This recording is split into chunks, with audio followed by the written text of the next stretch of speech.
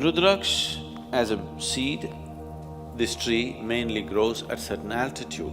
Somewhere between 6,500 to 12,000 altitude is where rudraksh grows in the Himalayan region. And it has very unique vibrations. If you hold a rudraksh upon anything which is positive in nature, it will naturally go clockwise. If you hold it on something negative, it will go anti-clockwise. If you hold it on something neutral, it will swing like a pendulum.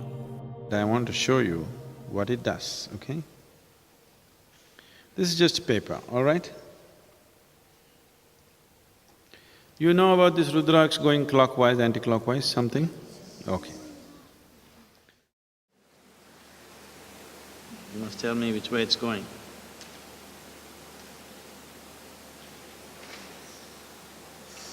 Which way is it? This is clockwise, right? Right now, I've not done any energy transfer or anything, just crumpled it, okay? Just crumpled it. Just watch this.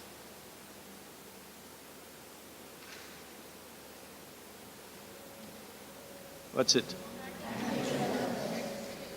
So, I don't know if they told you, I'm sure your parents must have told you, your clothes should be properly folded and kept, your bed clothes should be properly folded and kept. This is the difference it makes in your life. In this country, we were always told, after you wake up in the morning, if you do not fold your bedclothes, then devils will come and dance on it, demons will come and dance on it, and then when you go to sleep next day in those kind of clothes, it's going to affect your life. And that's just a dialectical way of expression, and it's true.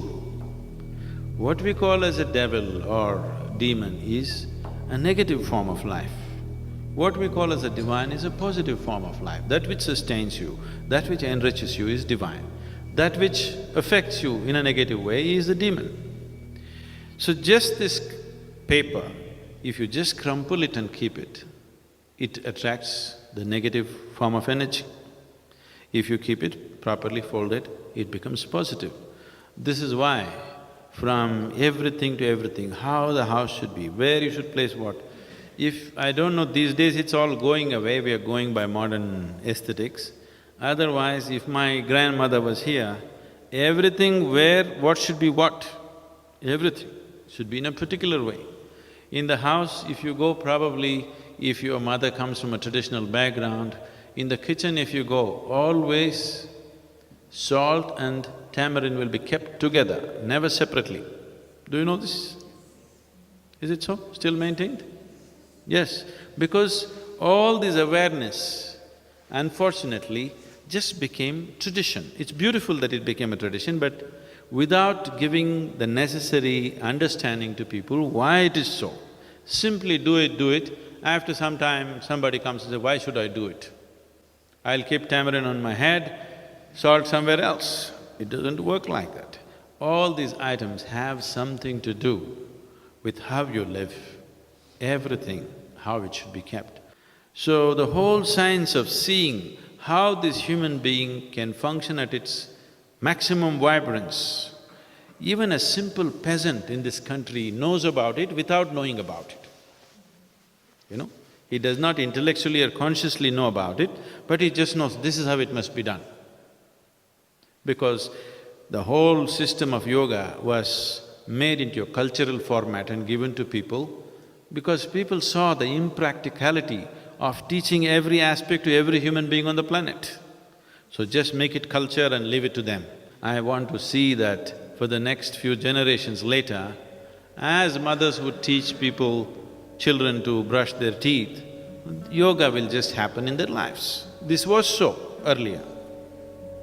Earlier, Agastya Muni did this to the whole of southern peninsula, that in every home, everybody has an understanding of how to allow this being to attain to his full potential. So these things were made aware of, a simple thing like this. Many of you are already doing asanas for at least 6 months now. You could experience this. You keep 2 shirts, okay? one shirt you do like this, both washed clean ones. Do like this and keep it for 3 days, another one neatly fold it and keep it there. After 3 days, wear one, close your eyes and feel it, wear the other, close your eyes and feel it, just see how it feels. They're very different. So every aspect was brought into life. So what you see as this culture, because this is a land without God, this is a land without religion, this is just a certain science transmitted as culture. Because of various distortions, that science has become all distorted. Putting it back is not easy to the whole society. We want to put it back at least into a few people, hoping that they will be able to impart it to the rest of the larger society sometime in future. If we produce 1,000 people who really perceive, understand and live that way, I'm sure these 1,000 people can impart it to 1,000,000 people. Those 1,000,000 people can do it to many more people. And they may produce many, many more people who are capable of receiving this and things may happen.